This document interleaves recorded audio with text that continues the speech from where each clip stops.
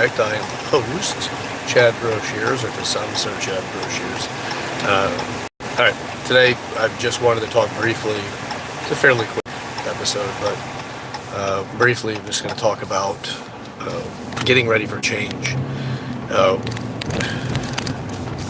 I find that's actually very interesting is that we have a habit of thinking that a specific aspect of life, certain things, like whenever change is happening, it's supposed to occur a certain way.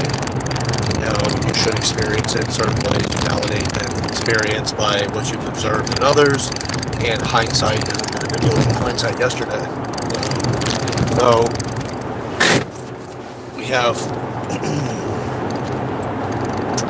this surreal experience when something happens. It's the same as like when you have a long-term goal.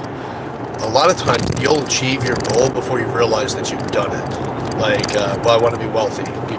If you don't have a declaration on how much money wealthy is, then you don't know when you hit the mark.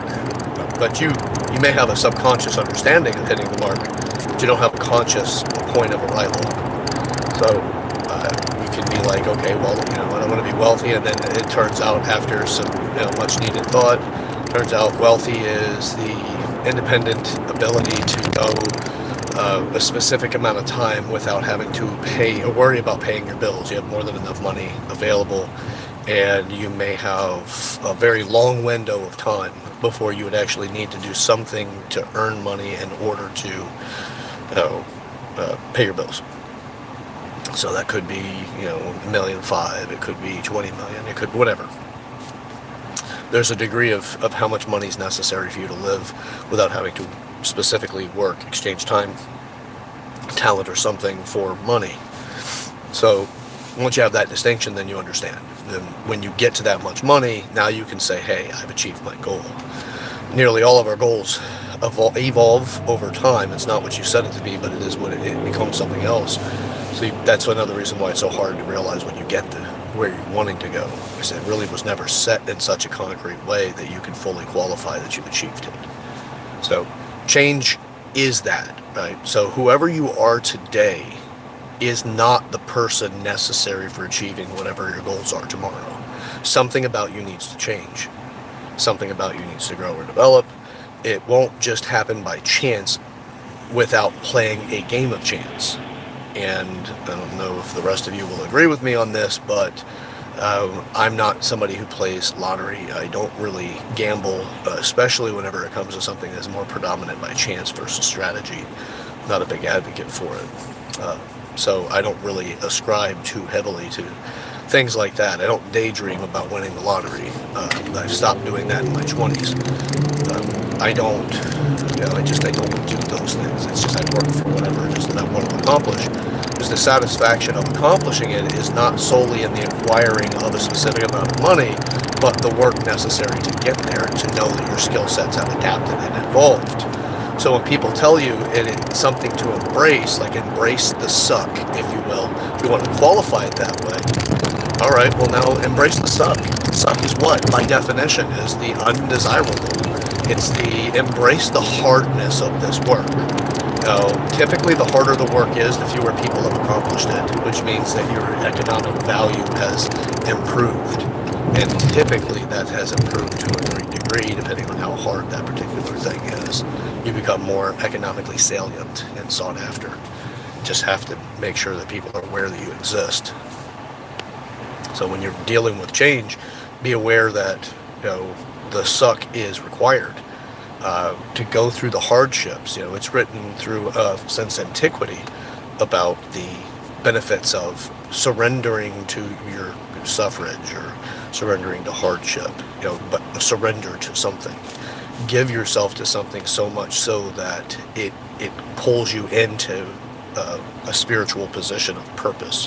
When I say spiritual position of purpose, know that when we get to the category of spirituality, I will go further into what that specifically means. When I say that, when you truly align with a life's purpose, which is a multitude of different traits that make you better in some way or efficient in some way than the majority of the people that are around you, and it gives you such a sensation of pleasure, of joy, a euphoria, of satisfaction when you're in that alignment of traits and abilities that is flow for the outcome.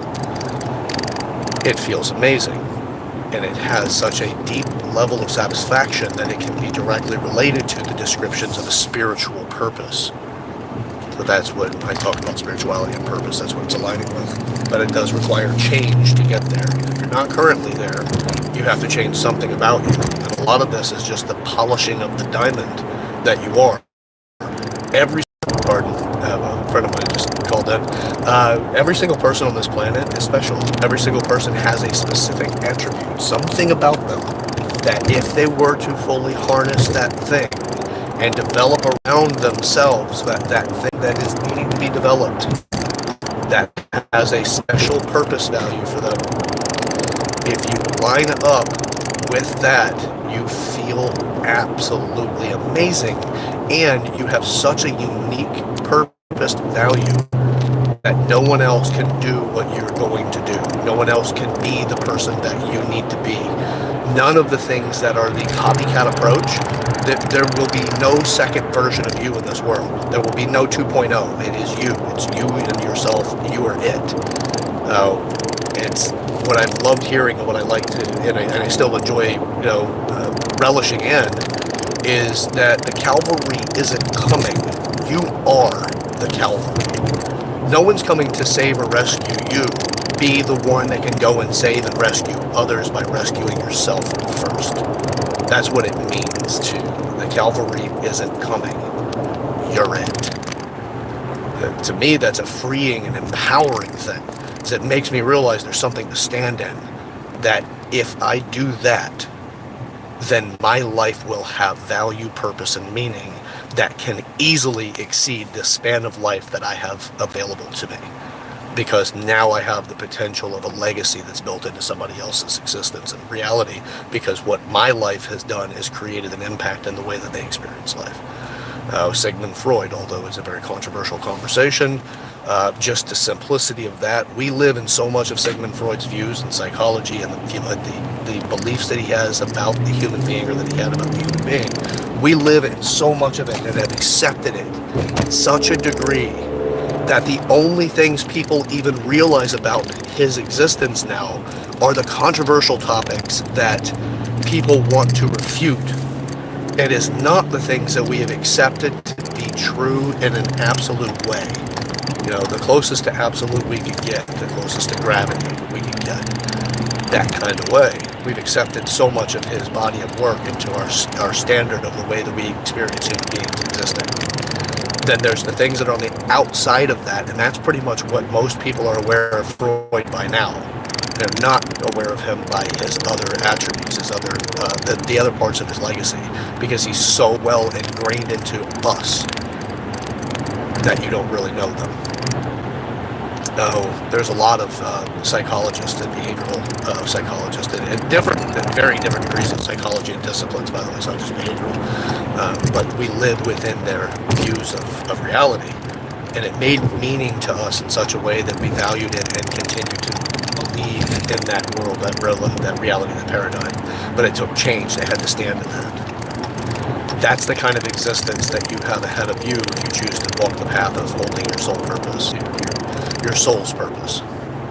So I encourage to embrace the suck, encourage to embrace the hardships of life, because that's what will get us to closer to our goals. That's the work that we need to do. The hardships will always show up when you're making change. Hardship, by the way, is specifically individualized. It's very subjective. You just don't have the ability to really get a better version of it, as it is associated with whatever traits you're comfortable with having, the mechanisms that you're comfortable with using in order to experience reality in a way that you feel like you have control, something that gives you leverage to make a difference in yourself. Those pieces are those are things that will be challenged whenever the change is happening, and that's what gets uncomfortable. It's not just the unknown, it's the challenging what is known and how that's inefficient towards your goal. that becomes uncomfortable as well. So, all right. That's it for today's episode. Embrace the suck. Get used to the struggles. They're good. You embrace them, the faster you're going to develop, the more satisfied you're going to be about how fast you're moving towards your goal. Keep going. Don't stop. No one else can do what you're destined to do. Just hold on and get aligned with your destiny and work on that. All right, that's it for today. Chat over Broshears. Sorry, chat over Broshears to some.